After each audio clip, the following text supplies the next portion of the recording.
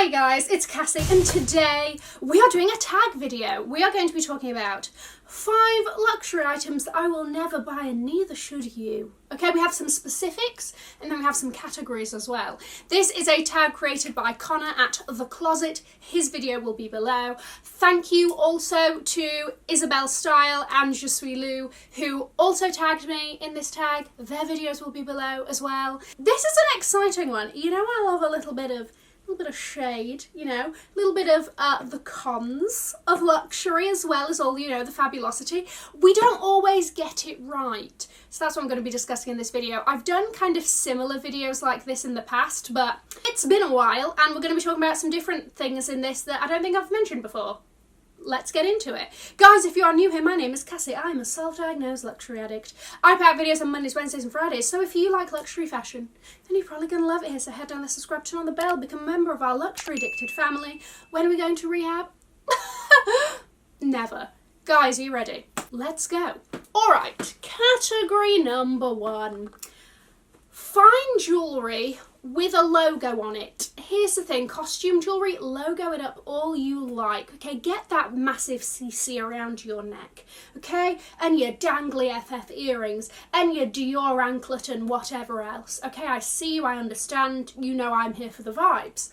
Fine jewellery to me is something that is so special, that is so, like, tends to be, from my perspective, very personal. Like, I usually get them for an occasion or something like this. They're also a hell of a lot of more money than costume jewellery.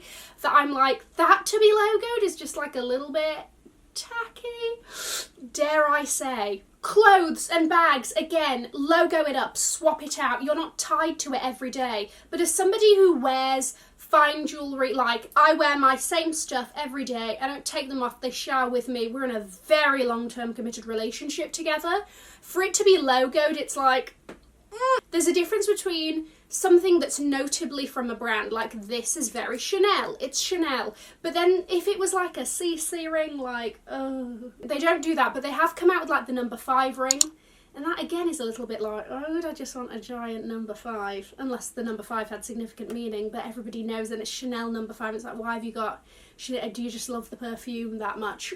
You know, kind of thing. I have somehow found myself in the wedding band section of Cartier. I'm not engaged, don't get excited, I would have told you. And Cartier have a range of wedding bands that like just say Cartier on them. And I'm like, why would I want to like brand my marriage / love? Like that just seems a little bit... you know, it's one thing to have a love ring wedding band. I get that, right? Again, it's something that's like iconic of a brand, but for something to be like Cartier, I don't know. I don't like it. It goes through me. I can never see myself like shelling out fine jewellery money to be heavily like logo branded, that kind of thing. The second item is the Hermes Kelly Cut bag. This bag is just weird to me. The proportions of it, the why, how did we get here? Many questions. It's long, and I understand a long clutch. I understand an under the pit event long clutch. But then it's got a top handle and I'm like, that to me is weird and awkward. It feels like something that would, I don't know, like come in handy if you're trying to like whack someone on the side of the head. Why that came to my mind, I don't know. But if you understand, please let me know if you're on the same train of thought in the comments. To me, it's just a whole load of nothing. It looks like you had a longer, massive Kelly, and somebody just came along with a machete and just the top, please. Like, it looks weird to me. Again, if you like put it under the pit, then I get the vibes. But like just holding it like that with its top handle for a formal outfit is one thing. For a casual outfit, I'm like, what are we doing here? This to me is like case in point of like, you know what? I love a top handle, but top handles don't always work, you know? And this is just a piece that I don't ever see myself like spending Hermes money on. Okay, the next one is one that I know a lot of people have spoken about doing this video, but I've got just stick with me. Phone cases and designer technology. Okay, we get the whole phone cases thing.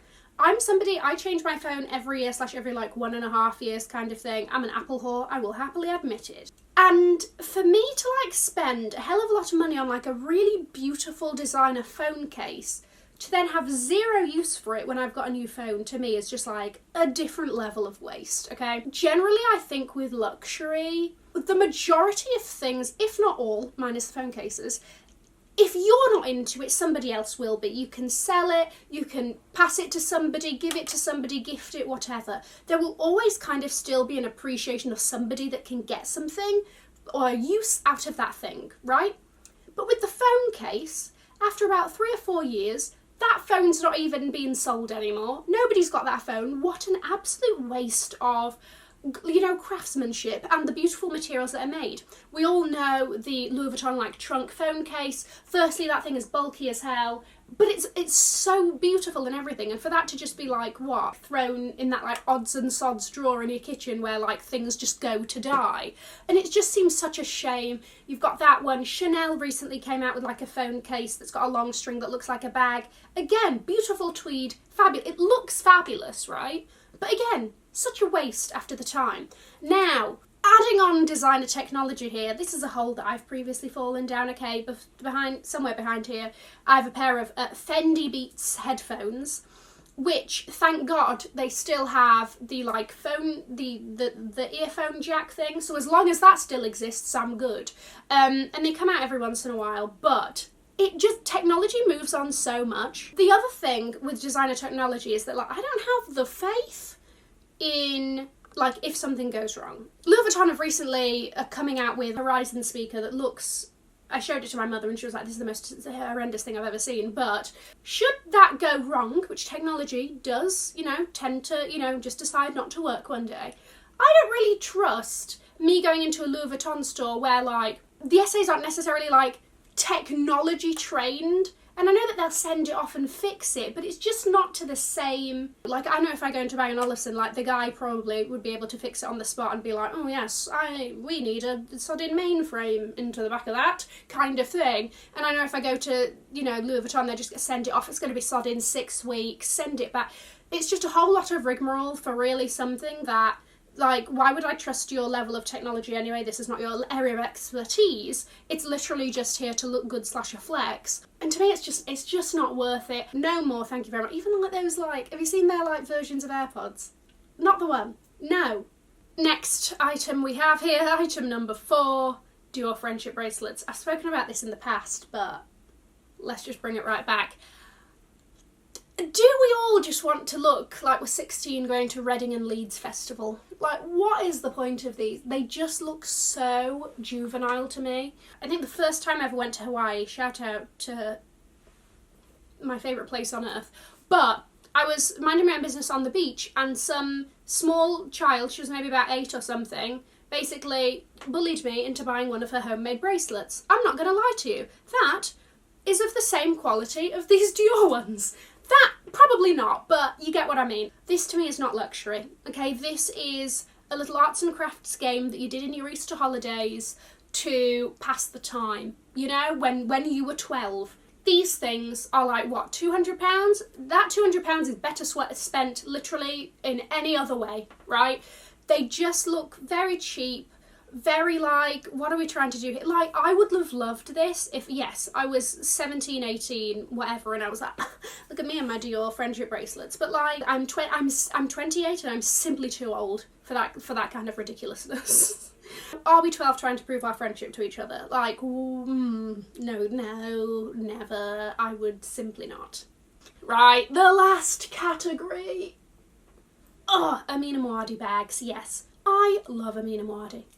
As a person, I love her sodding shoes.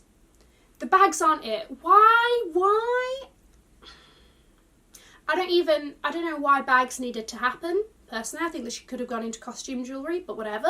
We already know that I have my gripes with the Gilda bag. I'm sorry. The opening of it, you got to sodding weasel your fingers in there, pull it back. It's honestly too much effort to get into a nothing bag. This bag is just like nothing, okay? However, she's come out with some more bags recently that literally, I've said this a number of times to do with the Gilda, but 100% her new bags look like they belong on the shelves of Claire's accessories. Sorry, what is that? Okay? It's a tiny little pink bag that says Ciao Bella on it in the Coca-Cola font in Diamantes. £540 for that. You know what? I need to really look after my cortisol levels, because it's things like this that make them shoot up that's going to make me age faster. All right? Shocking behaviour, truly. And nobody should be falling for that. All right? Guys, let me know what you thought of my choices of things that I will never buy, and let me know what are your luxury items that you will never buy. I am tagging everyone who watches, who possibly has a YouTube channel. Join in the fun. It's a good one to do. I had a lot of fun coming up with these items. I'm going to leave a link to another video here in case you haven't already seen it. Have an amazing morning, afternoon or evening wherever you are. And in the words of my father, if you like it, tell your friends. If you don't, keep your mouth shut. I will see you in my next video. Mwah. Bye guys.